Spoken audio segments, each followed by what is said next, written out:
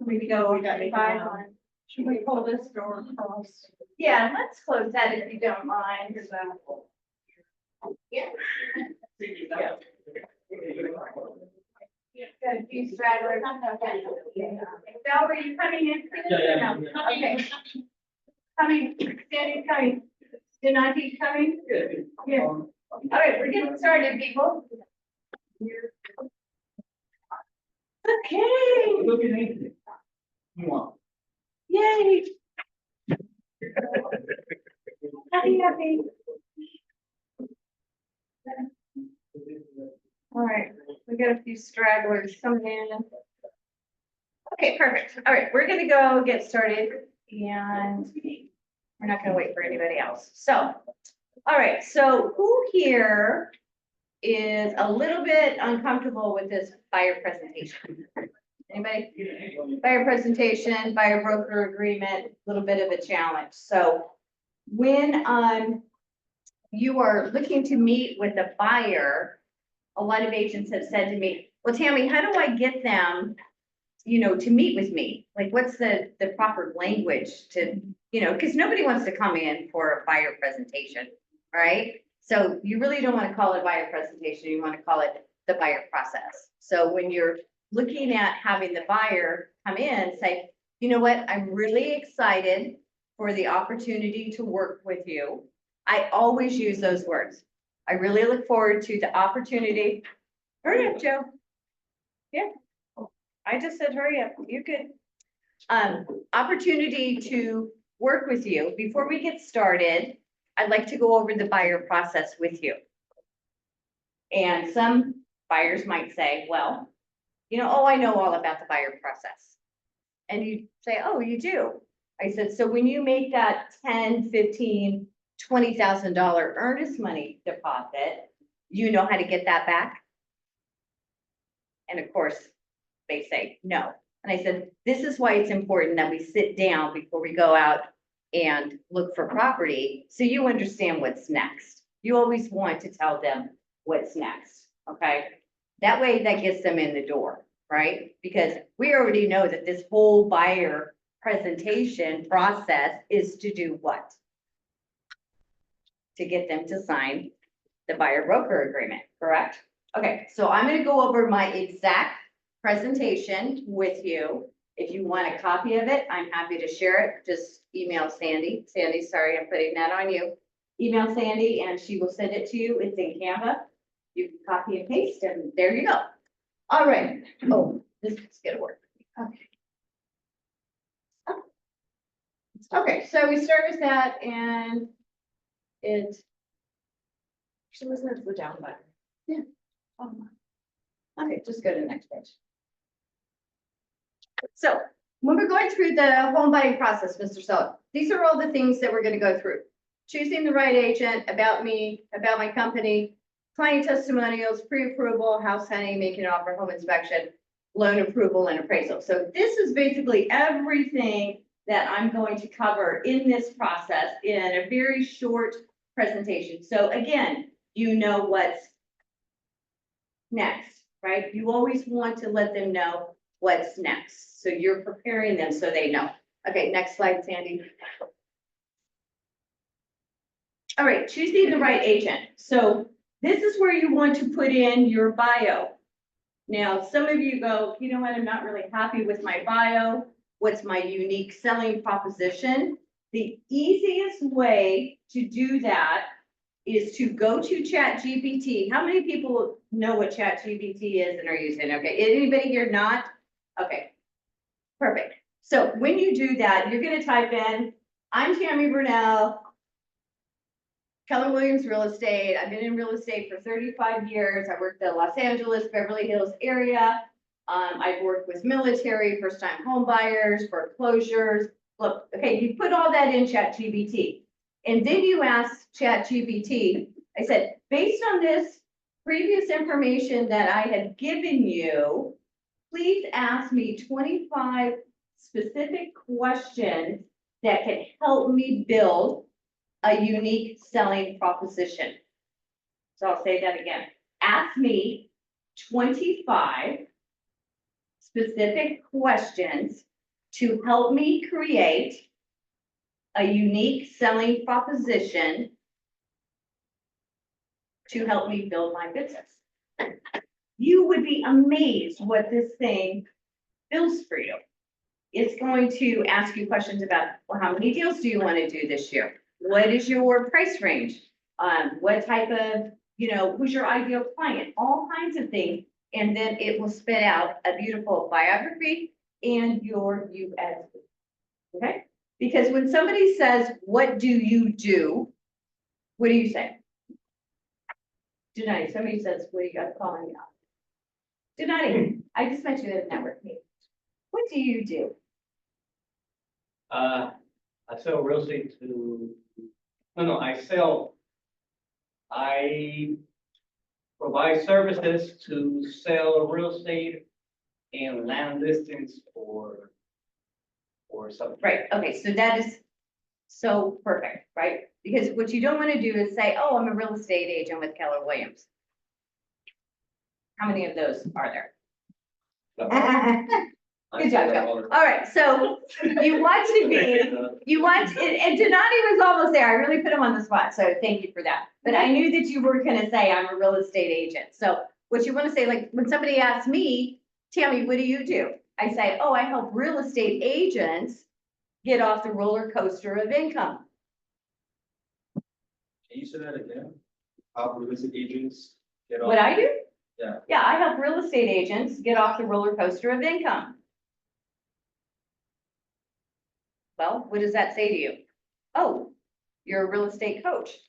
All right, so for you realtors, okay, you're in commercial. So you can say, you know what, I work with investors, larger companies, whoever you work with, to help them find ultimate deals that are off market in the commercial market. Something along those lines. If you're a real estate agent, I help people in the Beverly Hills area find properties that are in foreclosure. Do you see the difference?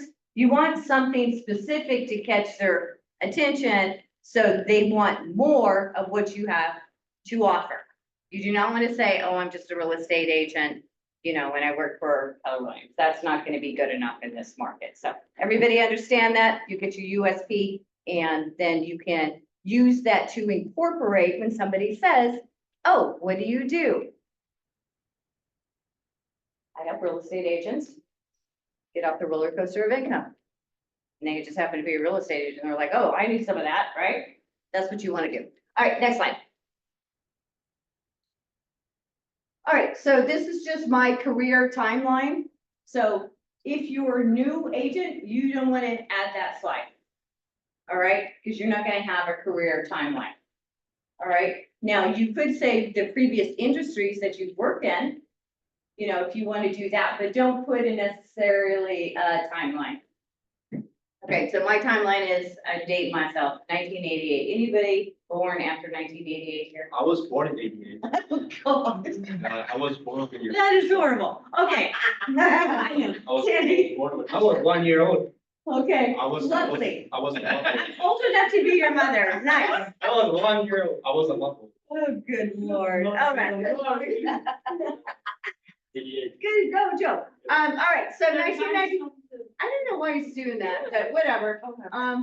Yeah, it's all good. 1994, I got my real estate license in Colorado. I had it in California. I moved because of the Northridge earthquake. We left with literally $5,000 in our pocket.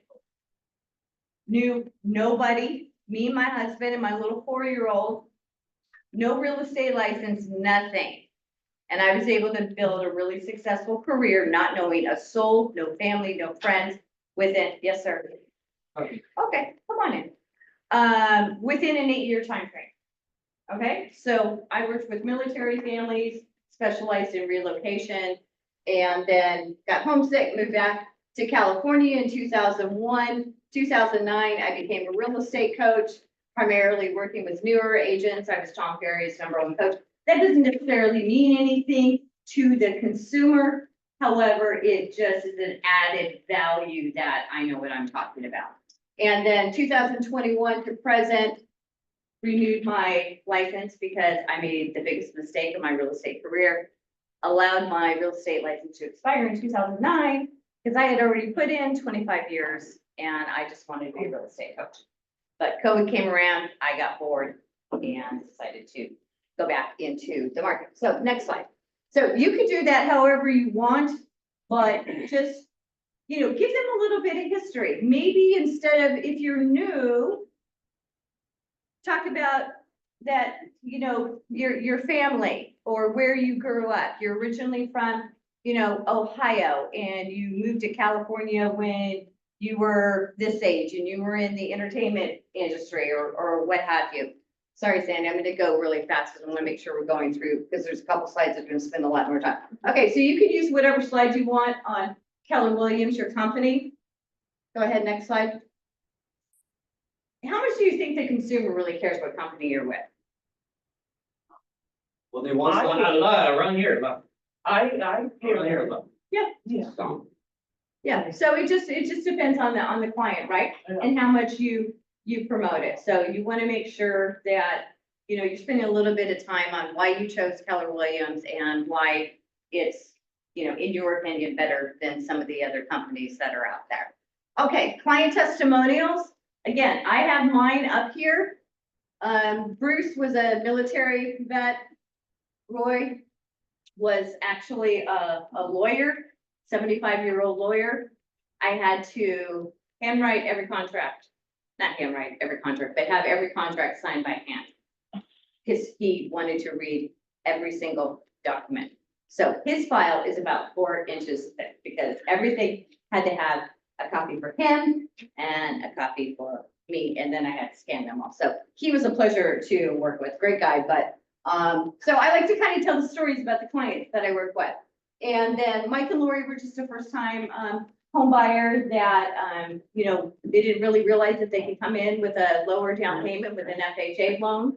So worked with them for a little while too. Okay, Sandy, next slide, please. Okay, choose wisely. So remember when I told you about ChatGPT and how to get your USP? So these are some things that you're gonna want to say, choose the right agent, all right? Knowledge and expertise, top-notch negotiating skills. You can go over however you want. You don't want to spend a lot of time on you because the whole purpose of this buyer presentation is to say, what is in it for who? Me, right? The consumer. So they're gonna say, what's in it for me? What are you gonna do for me? No, you're fine. All right, next slide. I'm not letting you get any work done, Sandy, sorry. All right, so we're gonna go ahead and start with the home buying process. Next slide. So some of this is making it pretty, but you wanna move quickly. All right, get pre-approved for your loan. Now, a lot of your buyers may already be pre-approved. All right, but you want to explain, how many of you have had a client that tells you that they're pre-approved, but they've never talked to a lender? I've had a lot of people that. Right, so they can lie, so they do. And so buyers are liars, right, Sandy? So what you want to do is make sure that you get a copy of that. Once you kind of put that out there and say, can I get a copy of that? Then they'll go ahead and that's up. But you just discussed, and I think we all know the power of pre-approval this is a really great time to have that conversation about what price range we're going to be looking in. How many of you have had a buyer that top price is 800,000 and they're sending you properties that are $1 million, thinking they're gonna get a deal, right? So that's a nice time to have a conversation that based on the market, houses aren't coming down 200,000. So I'm not here to be your tour guide, right? So, all right, next slide. You did nice. All right, so here's really where my expertise comes in. I've been using this for 30 years. This is really where you're going to show the value and where you protect them. Things you need to know before looking for a home, and I have no idea why this is messing up, but whatever. I'm currently fixing it, so when I Huh? send it out, I'm fixing it, so when we send it out, it'll be fine. Oh, see, maybe I should just have you do it in the first place. Okay, no, it's up. Excuse me, mine doesn't look like that, so, because I checked it before I sent it to you, but Yeah. it's all good. All right, so things you need to know before searching for a home. When your earnest money's due, typically 3 days after, and there are several ways to get your deposit back. This is the number one reason why buyers don't pull the trigger, because you haven't properly explained to them what's next. Okay, they're all excited. They want to go and look at homes. That's fun, correct? So we're looking at homes, but now they got to write that $10,000, $15,000, $20,000 earnest money deposit. And they're a little reluctant because you haven't explained to them your unique selling proposition on how you're going to get their deposit back. So who knows, what are the three major reasons why a buyer would get their deposit back? The contingency. Contingencies, issue. yeah. They didn't meet it. Right, next slide, Sandy, please. Right, but they don't know that, right? So, After the inspection, if they're not happy with the property and whatever they found out, they can always get out. right, so when you're going through, and you can switch these slides to however it works with you. So, the biggest fear for homeowners is, how do we get that deposit back? What if it doesn't work out? Most agents don't know that. So as your agent, that is my number one priority, to protect your investment. And part of that investment is that large earnest money deposit. Next slide. Okay. What if the request for repairs isn't agreed upon? So you explain that to them. Typically, you have 17 days to do your inspections. If you don't agree on terms, you reserve the right to get out of the contract and you get your earnest money deposit back. And then you explain to them what are all the problems that can go wrong in an inspection. But ask them, make sure that you're engaging with them as well. What are some of the concerns in the price range that you're looking in that you want me to pay extra special attention to? Do you think that that's a good question to ask the buyer? Yeah, absolutely. So you want to make sure that you're reeling them in as well and saying, what concerns do you have? They might have had a friend that said, you know what, I had a friend, we always get those stories, right? That the agent did protect them and they found out that they had mold in their house. So that's one. Next slide. You don't qualify for the loan. But they say, you know what, Tammy, they told me that I'm pre-approved. And I said, that's just a pre-approval. We still need to go through all the steps. In the past, we want to make sure that you're protected. So I know that you work for Apple, but I heard that Apple's cutting back. What if they cut back your hours and we're, getting close to the loan contingency period and now you don't qualify? Right? What if you, for unfortunate reasons, you lose your job? There's all kinds of something pops up on their credit that they weren't aware of. You're going to be able to get your deposit back because we are not going to release that contingency until then. All right, next slide. Appraisal comes in lower. I think that we are going to start to see appraisal problems in this next coming year.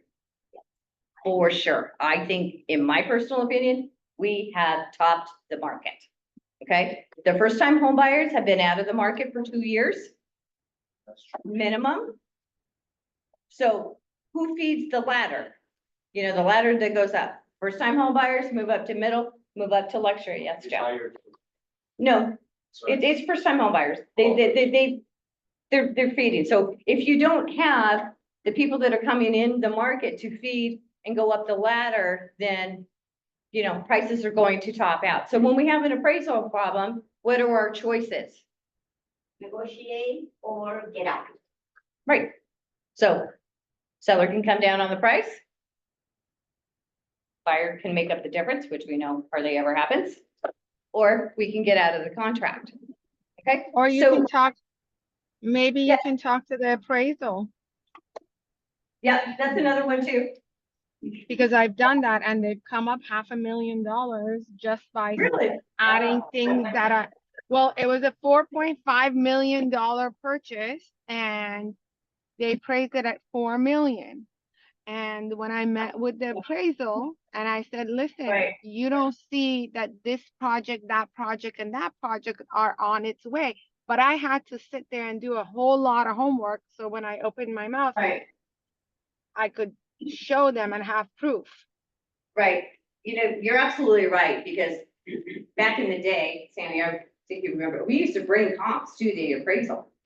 I still do today. I- Yeah, okay, so, you know, we would make sure that they have access as much as anybody else does, but if you do have that, option, and maybe you're a newer agent, you need some help with that, there's plenty of us to go around and say, hey, did they consider this, did they consider that?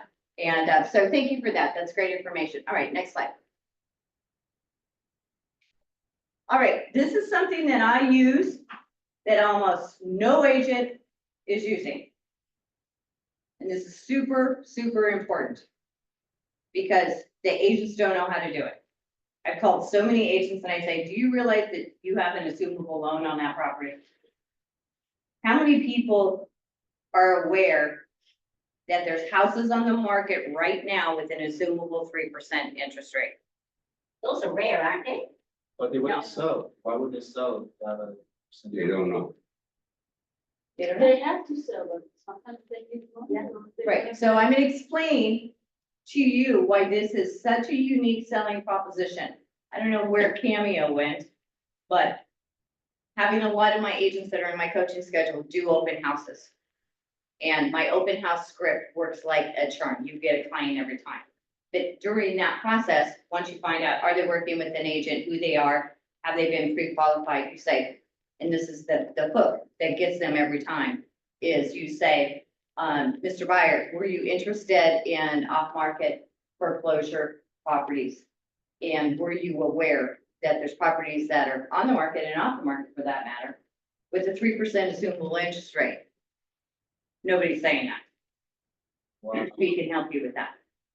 Well, I Okay. didn't think about it like that. Yeah, so there are, How do you find those? Yeah, so I'm gonna give you a website that you just plug in your zip code. And they all pop up. Now, it's about, I would say, 10 to 15% of what's actually on the market. Yeah, it's quite a bit, because who knows here what loans are assumable? You have to, I guess you have to know from your seller. Every single one of FHA and VA Oh, that's so That's cool. are assumable. Wow. Tammy, Yeah. Tammy, Yeah. can you also run when you talk about assumable, so people who got their loans at like say 3%, they bought a property at $2 million and that is an assumable. But now the property is on the market for 2.5 million. Yeah. Can you It's- also talk about how the difference would work in, and because now there's a different That's my price next purchase. slide. Yeah. Okay. That's my next slide. You're getting ahead of me, but that's okay, because that's a great question. So here's the thing, $2 million properties are not gonna be on an assumable, because here's the thing, that the gap is too big. All right, they might have $1 million FHA assumable loan. Let's say they paid $1.4 million for the property in 2020, 21, right? Almost guaranteed they got a 3% interest rate FHA loan, right? Yes. Okay, so they already have 300,000, but now that property's worth 1.8.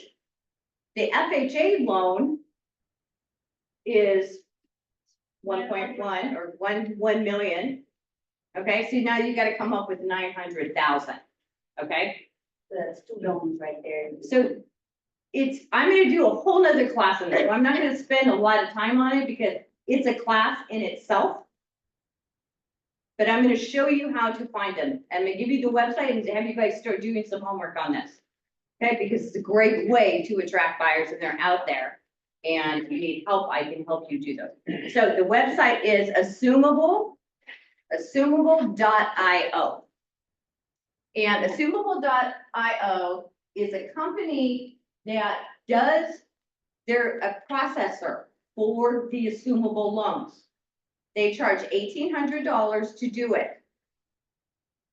Because you don't have a Oh, funding fee or assumable any, what's that? Assumableloans.com. No, assumable.io. Like DOT or just dot?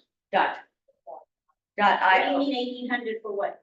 They charge $1,800 to process the assumable paperwork. Assumable, but it's worth it, I guess. It's totally worth it, because think about it, you are getting, instead of a 7% interest rate, you're getting a 3% interest rate for your buyer, if they can make up the cash. And they also, this company has a loan provider on the second between 9 and 11%. Okay, and again, I don't want to spend a lot of, because it's confusing and it's a huge learning curve. But they do the paperwork for you at 1,800. You're saving, it literally cuts the payment in half. And you already have a loan that has 2, 3, 4, 5 years paid on it. An interest, so it's great, yes. Can that be for, also for a second house? I tried that so hard. I spent like almost a month trying to get my investors. Okay, so here's the trick. FHA, write this down. FHA, anybody can assume the FHA loan. Okay, no restrictions on that. VA. VA, you do not have to be a VA, a veteran, No way. to assume a VA loan. No. I love it. Okay, here's the caveat. The original seller, if he allows somebody to, a non-veteran, to assume that VA loan, he loses his entitlement for his next property. And you go, oh my God, well, why would he ever do that? Okay, well, if a veteran bought a house for $500,000, go to the next slide and I'll explain it. Next one, I just went over them, going ahead of myself. Okay, here's how it works. Sale price, 800,000. Assumable loan, 600. The difference is 200. Depending on their financial situation, they have the opportunity to pay the 200K or get and it's called a purchase money second. Okay, purchase money second, 85% loan to value. I just found out that they'll do 90% loan to value. So what does that mean? That means that with a 10% down payment and an assumable loan, that's what you can get in for, is it's 10%. Okay, so there's no FHA 3.5. Okay, when you're assuming a loan, 10% is the minimum that you're going to have to put down, because it's the assumable and the difference. But again, I'm gonna spend a whole class on this, but here's the thing. When you're meeting with buyers, say, did you know? Do your research on assumable.io. I have met with the owners personally of that company, so I would never recommend anything. It's a new thing. There's lots of companies out there saying, some companies are charging 1% of the sales price to do the assumable paperwork, which is crazy. So these guys are legit. You plug in the your zip code and it will show you all the houses that are on the MLS. All the houses that are on the MLS and the rate of that assumable loan and the loan balance. Now, what I found is they're not completely accurate on the rate, but you'll get the idea, and then you can call that listing agent. Yes, Sandy? And say that, the owner knows it's a assumable loan and you have a listing. You can always put that in, right in there. Yeah, you should put it in the That is MLS. great. And you'll see it. No, it's huge. And so many, if you go to YouTube and do assumable loans, then you'll see all the people that are like way ahead of you. You know, on the But market. then you don't need to hire this company because you already know. You still, to make the process faster, it's very detailed. Every lender is different. Okay. And so they know how to get that assumable paperwork. Something else you also need to know, not a fast escrow, minimum 45 days, 60 days. Good. Okay, so that's something else that is super important. But again, I'm gonna do a whole class on this so you guys understand because it's detailed, but it's a great score for your buyers. Okay, next slide. Okay, so we're still talking to the buyer, even though I'm doing this with you guys. Okay, now the fun part, let's go house hunting. So house hunting can be exciting and challenging. As your agent, I've not only searched through the MLS listings, but explore off-market opportunities and foreclosure. Leveraging my extensive network, I have access to upcoming listings that may not be public knowledge, giving you an advantage of finding your dream home. Okay, so this is something all of you should be saying, because do you have access to off-market listings? Through your network, do you know of things that are coming up on the market, right? We all do. So most agents don't say that either. So they're like, wow, okay, Tammy's gonna protect my earnest money deposit, right? She understands that, and she's giving me some ideas of, okay, I'm protected if this happens, does this make me nervous? Okay, she's also, gonna look at foreclosures and off-market properties for me. She has knowledge on that. And she's going to do research on properties that may have an assumable loan. Okay, now, if you're looking at property in the MLS right now for buyers, go to your, whoever you use for title, go to the title, look it up. Financing, does it say conventional or does it say FHA or VA? You'd be surprised on how many houses are on the market right now that they're not promoting that house has an assumable mortgage on it. You go to the title on it, it says assumed or not? Yeah, it'll say type of financing. It was a conventional, it was a VA, it was an FHA. Fine, everything didn't look at that. So. Every once in a while, I come up with something that's of value to you people. So in the APN. Thank you, Tammy. You're welcome, but Also, in the APN, it says. The parcel number. the parcel number. yes. So you mean when you go to the record, office record, and then you see some had bought a house for like 500, Yes, and then there is a FHA loan or a similar loan like 200. so you know the loan value, no, you won't get the interest rate though. On the public record. That's okay, if they bought it in the last 2 years or. You already know. Low.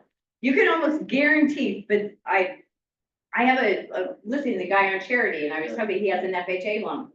And I don't know why, but he refinanced it a year ago. He's at 7%, so I can't use that as an angle.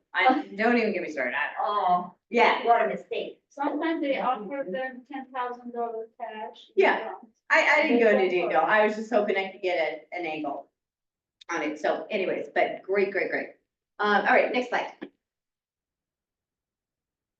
All right, so I'm gonna go through these next couple because I think all of us know these. So making an offer, explain how that works. Go ahead, next slide. Inspections and disclosures. Go over that extensively so they understand. We're going to get disclosures from the seller. We're going to get, if it's in a fire hazard zone, we're gonna get, the NHD. All those things that we get, that you should know. And if you don't, then you need to be reading those contracts. If you're finding yourself where you're finding yourself not that busy, educate yourself on those contracts. You need to know them. All right, next slide. Appraisal, so we went over that. Next one. Loan approval, next one. So just going over, final walkthrough. So you just reiterate again.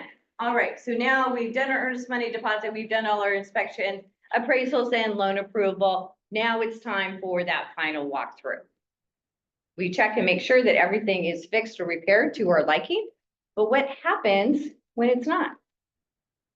This is again, another way that I protect you. I had a divorce situation. I was representing the buyer. Sellers were getting the divorce.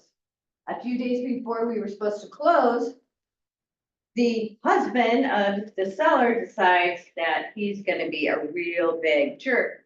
And he moved his motorcycle in the living room. Living room was carpet and changed his oil. And the whole carpet throughout the living room was ruined 2 days before close. Oh. Ah, Sorry, can you repeat that again, what happened? I'm trying. He was just a jerk. change the oil. Yeah, So. so that cost him $15,000 and half of the listing agent's commission. Mhm. 15? 15, because I wanted the carpet, I wanted them to pay for the hotel room, I wanted them to pay for the storage, I added it all up. And I said, if you don't do this, we're gonna sue you. Agent put in half of their commission, they had plenty of, Did you have to put some? I'm not putting anything in, absolutely not. No, and this is the beauty, when you're not hungry for a commission, you always say no, because I already know that agent's hungry for a commission. They've already spent that check. So no, it's not my fault, it's your seller. Get control of your people. Maybe you, how many of you, and this is what I do now. After that incident, how many of you are on the listing agent side and go and verify that that property is in good condition before that final walkthrough and check the work? That is a responsibility of us to eliminate that problem, because that listing agent was embarrassed. And it wasn't her fault, but you know, it happens. So the whole purpose of this buyer presentation is to say, here's all the things, not to scare you, but to say, you know, there's some things that can go wrong out of our control. I got you, you know, I'm here to protect you. All right. And then I go into some other stories of some things that have happened that have not been. So I'm already, okay, yeah, I want to use this person. Next slide. Okay, and then closing time, you'll sign all your final loan documents. Loan will fund next day and we'll close escrow the following day. And then I usually go into, you know, it's usually +2 as a courtesy for the sellers and explain how that works. So because you can't move in when they're moving out at the same time. Next slide. And then I roll right into, before we can get started, we need to execute a buyer broker agreement. Then I just cover. By signing, you secure your spot in working with a winning team, guaranteed full representation by a seasoned real estate professional, negotiations on behalf on all aspects of the real estate buying process, from contracts, disclosures, requests for repair, and more. There is over 100 pages of legal documentation that I review for you to make sure that your, and I plug it in, your $1 million investment is safe. Next slide. And then I go, this is how we get paid. Our fee is 3% of the purchase price. In most cases, we get paid by the listing agent through a buyer cooperating commission. Now I've got to change that, because they said whatever concessions.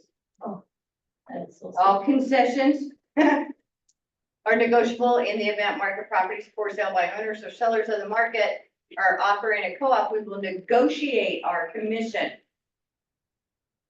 In the unforeseen circumstance that we cannot negotiate with the seller to get paid, you may be liable for our commission. Who's gonna like that? Right, but I put it in there because it's true. Right, so, and then we talk about that, when the seller's not paid, you may be liable for my commission. But here's how that's not gonna happen, because I'm gonna make sure that we're negotiating it in the list price. Okay, either way, but there may come a time that we're a little bit off. And then I go into, and this is where this whole thing is such a mess. But if they are offering a 2% or a 2.5%, I'm okay with taking that. And I will not make you make up the difference. And we write that in the contract. Okay, so you're kind of slamming them a little bit, but then you're saying, but here's what I'm gonna do for you. Does that work for you, Mr. and Mrs. Buyer? So what do you do now? You send your offer along with your buyer's commission so that you get paid, I mean, you do it automatically, is that? No, this is just on the buyer's Or when you commission. present the offer? You're an independent contractor, so you can write whatever you On the want in that, commission say, because you want to write that 3%. Because if you only write 2 and the concession is 3%, you're only gonna get paid 2. Because you gotta turn in that buyer contract. So I'm always gonna write 3. But in the instant that they're offering a 2.5 or a 2%, and then I cover, Mr. and Mrs. Buyer, I will let you know if that seller is not offering a buyer commission. And at this point, this is what we can do. We go and look for other houses, or you can go to the listing agent, right? Because that's what they're gonna say, right? And this is what I say to them. And I mentioned this a couple of weeks ago and everybody like went right over their head. If you go to the listing agent, Mr. Buyer, who does that listing agent work for? So, The seller. And based on the comps that we're looking at, here are all the, and this is gonna work now, it's not gonna work later, but it'll work in today's market. Here's all the commissions for the buyer's agent in the last 10 comps. 2%, 3%, 2.5%. That's incorporated in that comp. Is everybody following me? No, not really. Yeah? Yes, okay, so if you're looking at comps, sold comps. There's your, It's already. it's already there. They paid a 2%, they paid a 3%. Okay, everybody follow me on that? Can you still say you charge 5%, like total on the listing contract? don't go too fast. Yeah, just hold on. I'll talk to you privately about that. But I Yeah. had the same question too, I was gonna say, because, having been in the industry before, we used to put on a purchase contract, seller to pay 6% commission. So it's not that the seller is getting, the listing agent is getting 3%. The seller agrees to pay 6% because the other 3% is going for the selling agent. That's where I'm getting a little bit It's still the confused. same. Oh, okay. Nothing changed on that. It's the buyer contract that's all. that Oh, okay, stuff. okay. Okay, All right. so they're like, well, what if I really want this house? And they're not gonna pay you. I said, then you gonna go with that agent. But you're looking at about $1 million price range, right, Mr. Buyer? They go, yeah. And I said, so by them not offering a buyer agent commission, you're paying 2.5, 3% more for that property. 20 to 30 grand more, because the comps show that the concession for that price of that house had a buyer agent concession in it. Right? Just, So now they're not only not giving you the right to have representation, they want you to pay $20,000 to $30,000 more for that house. Do you want to do that? They're like, nope. That's how you get out of it. Does that make sense? No? Still? The buyer, they're gonna say, okay, the listing agent is getting it. What is it to us? We are not paying it all. The buyer's paying extra for that house by not offering a buyer agent commission. That's what I. Oh, okay. because it's already built in. So It's already built in. It's no different than, Okay. Mr. Buyer, I'm gonna show you a new build. They're the exact same house, but one has $30,000 of upgrades and one does not. But they're the same price. Which one do you want? So that's how I'm handling that objection. Now, we're gonna have so many others, situations, stories, things that are gonna be messed up, but if you can explain it properly, that they understand that they're overpaying, and they're already at the top of the market anyways, I'd be really, really careful to go with that listing agent. And then I also go into, we covered the earnest money deposit and how I was going to make sure that you got that earnest money deposit back. Do you think that listing agent, in the event there's a problem with the transaction, maybe it's request for repairs, how motivated do you think that they are to get that earnest money back to you?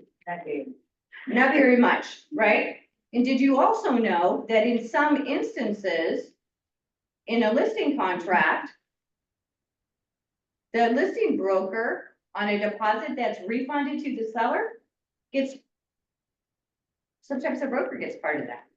There's a space in your listing contract that if the buyer, loses their deposit, doesn't necessarily go to the seller, split it between the broker. I've never seen that. Yeah, you can do that. Yeah. So doesn't happen very often, but we don't know. I've never done. So they do not have a vested interest in you as a buyer. So the whole point of doing this buyer presentation is to give them as much information as you can, letting them know that they're protected and that they do not want to use the listing agent because they are not protected. Make sense? Okay. Questions, concerns? I think that's the last slide. And then we look forward to the opportunity to work for you. And then I say, what questions or concerns do you have? And then we go through them. And then we sign the buyer contract. And you need to be okay if they're not comfortable with that. Then you say no, because you don't want to waste your time. That's the beauty of the buyer broker contract is you're going to be working with people that are dedicated to you. Because for all of us that have been in the business a little while, we've all wasted time with a lot of buyers that don't buy, or they're walking in an open house and they say, oh, I'm so sorry I didn't use you. That's the worst feeling in the world. So, all right, questions, concerns? I think if the buyer pays the commission, at the end, they're gonna save money on the property tax because they have cheaper rather than raise the price. There's, a couple And different things. it's- It's gonna be interesting, but you need to let them know that they do not want to be spending $1 million on a property without representation. That's really, and you need to figure out what is going to be your unique selling proposition that you're going to do for them to get value. Was there a question online?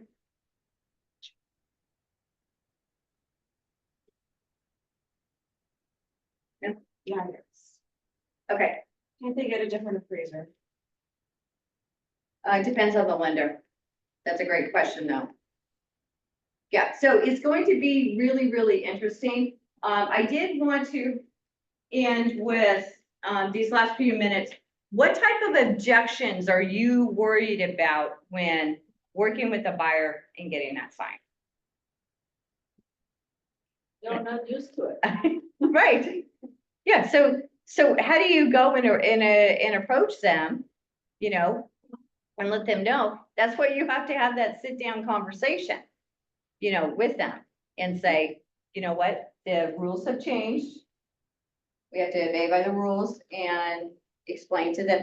I would go into the settlement a lot because it's confusing to the agent to just say, in order for us to tour homes, we need to go over this buyer broker contract.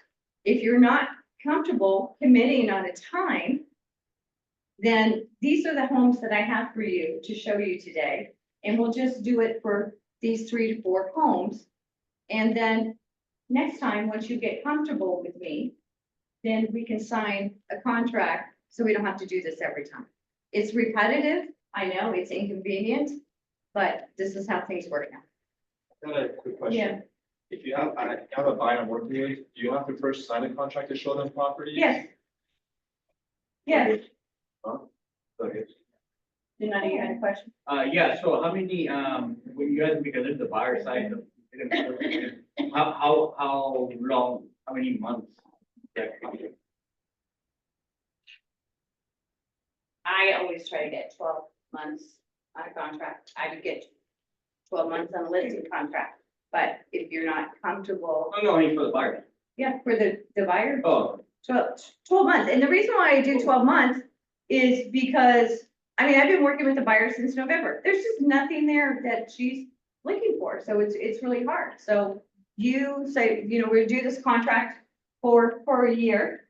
Not that it's gonna take that long, but here's what could happen, Mr. and Mrs. Buyer. We're looking for property. Inventory is still in an all-time low. So it's gonna take us 3 months, you know, to maybe find a property. And then we get into escrow and then something doesn't work out, you know, you're not happy with the request for repair. So then we're back to the drawing board and now, you know, it takes another couple months. You know, and this is for somebody that's not in a hurry. Now, if you've got somebody buy now, Donati, you know, I need to find a house now and you know they're motivated, I'm comfortable with doing 6. You know, but you need to pay attention to those contracts. I just had this on a $3 million listing that I'm like, I want that 12-month contract because if you get into a position, you got a 6-month buyer contract, show them property for 90 days, right? Deal falls through. Now you're at month 5, you still haven't found them, and now they're like, you know what? She's not doing it for me. We've been looking for property, blah, blah, blah, already and you did all this, and now a month later, you go into month 6, and they're like, I'm not gonna renew my contract. That's why I say 12 months. I think that's the maximum we can. Tammy, Yes. Scare me. sorry, No, Misha was talking and I don't want to disturb her. But my question is, can't they cancel your contract halfway through anyways? Yes, well, it's on mutual agreement, but I would also give them the out to, you know, let them know if at any time you feel that this is not a good working relationship, you can cancel anytime. And if they want to write that in the contract, I think that's just what we're gonna have to do. Yeah. You know, there's gonna have to be a level of trust between you and the client, which is scary in itself, but to get them to sign that contract, I think that we're going to, you know, have to give them, you know, a way out. And if they, honestly, if they want to get out of the contract, they're gonna be able to get out, in my opinion. So, yes. so we'll be able to get out, okay, so during those 4 months, then in those 4 months, they'll find things, you know, they're gonna like get out. Do they still right for them to pay your commission? No, because you haven't found them a house. You haven't done your job. We have a contract. If they buy within that period. Oh, he's talking about the buyer's commission that Yeah, they pay because you showed them around and all this kind of stuff. You've done some, you've Work. provided a service to the Oh. buyer and the buyer wants it Yeah, back. I mean, you can write that into contract if you wanted. You know what, that's a question, Frank. I haven't really had that discussion with him, so I'm not sure what our policy is on that. Would that be great? Yeah, $100 per door, every door you open or whatever. I mean, it's out there, right? Yeah, so, I mean, you can do that too? I mean, I think you can. I don't know, my camera, so I'm gonna check. But, yeah, I mean, yeah, so we're gonna have a lot more classes on this. I didn't mean to totally confuse you on the FHA, but I think it's really, really important for you to know that those are out there, and it's an excellent way to get buyers to say, no, I didn't know that, and yeah, if she knows it, because I can guarantee you, there's not any other agents that are doing that. And when you call the listing agents, they're gonna go, huh? What? No, and what most agents do is, oh, I don't know about that, so we're not gonna do that. So if you have that problem, come talk to me and I can explain it to them. Happy to do that for you guys, so, okay. Thank you. Questions, concerns? No, Anything thank else? you. All right, thank you guys. Thank you. Thank you, Sandy. Thank you. What's the next class? What's that? What's the next? Oh, I haven't said it.